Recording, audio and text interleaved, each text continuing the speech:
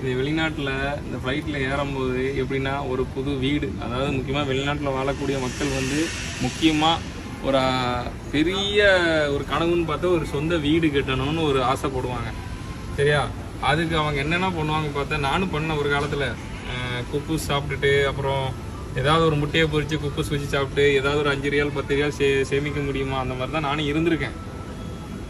ஆனால் அப்படி இருந்தும் 15 வருஷம் 20 வருஷம் ஆகி வீடு கட்டாமல் தன் குழந்தைங்களுக்காண்டி படிப்பு செலவு, அந்த செலவு, இந்த செலவுன்னு சொல்லிட்டு ஊருக்கு அனுப்பி அனுப்பி அனுப்பி அனுப்பி ஓடா ஆகி நிற்கிறது தான் வெளிநாடு வாழ்க்கை. இது நீ சிரிக்காத.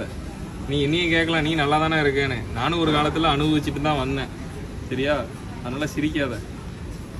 உண்மை இது. இந்த வீடியோ பார்த்துட்டு எத்தனை பேர் கமெண்ட் பண்ணுறாங்க பாரு, இதோட ஃபீலிங் எனக்கு இருக்குது தலைவரை அப்படின்னு எனக்கு கமெண்ட் பண்ணுவாங்க.